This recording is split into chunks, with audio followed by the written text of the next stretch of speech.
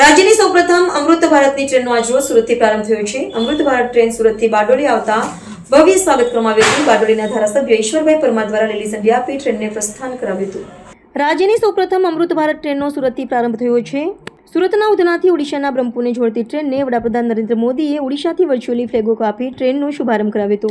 સુરતમાં રોજગારી માટે સ્થાયી થયેલા હજારો ઓડિશાવાસીઓને સસ્તી અને આરામદાયક મુસાફરીનો અમૃત ભારત ટ્રેનમાં રૂપમાં વધુ એક વિકલ્પ મળ્યો છે। કેન્દ્રીય રેલવે મંત્રી અશ્વિની વૈષ્ણવ અને કેન્દ્રીય જળશક્તિ મંત્રી સી.આર. પાટીલ ઉધના રેલવે સ્ટેશન ખાતે ઉપસ્થિત રહ્યા હતા અને વડાપ્રધાનના કાર્યક્રમમાં વિડીયો કોન્ફરન્સથી જોડાયા હતા।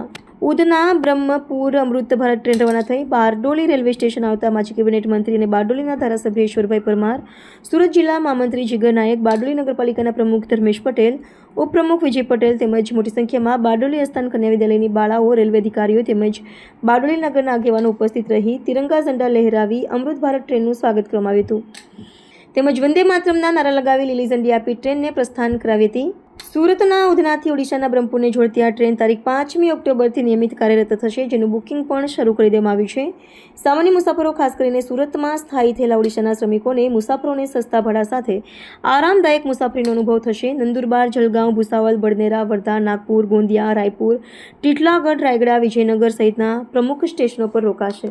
અમૃત ભારત એક્સપ્રેસ ટ્રેન જે આજે દેશની ત્રીજી અને ગુજરાતની પ્રથમ ટ્રેન જેનું સુરતના ઉધના ખાતેથી પ્રસ્થાન થયું છે અને આ ટ્રેન બ્રહ્મપુર સુધી જશે। આ ટ્રેન સરદાર સાહેબની કર્મભૂમિ બારડોલી ખાતેથી રવાના થનાર છે। આજના કાર્યક્રમમાં બારડોલી નગરપાલિકાના પ્રમુખ શ્રી ધર્મેશભાઈ પટેલ, અમારા સંગઠનના મહામંત્રી શ્રી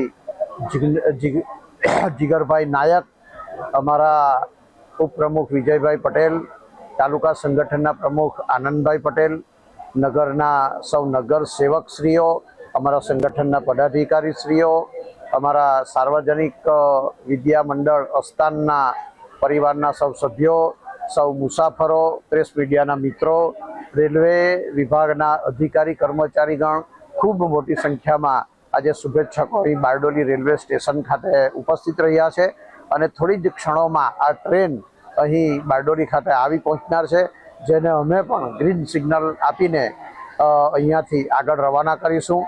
માનનીય પ્રધાનમંત્રીશ્રી પણ આ કાર્યક્રમમાં જોડાયા છે, ત્યારે આ નવા ભારતના એક નવા સાહસને બારડોલી સરદાર સાહેબની કર્મભૂમિ પરથી અમે સૌ પણ એમને ખૂબ ખૂબ શુભકામના પાઠવીએ છીએ અને આ તેજ ગતિ અને આધુનિક સુવિધા સાથેની આ સજ્જ ટ્રેન એ જ્યારે મુસાફરોને અર્પણ કરી છે, ત્યારે આજના દિવસે એમાં મુસાફરી કરનારા તમામ મુસાફરોને પણ ખૂબ ખૂબ શુભકામના।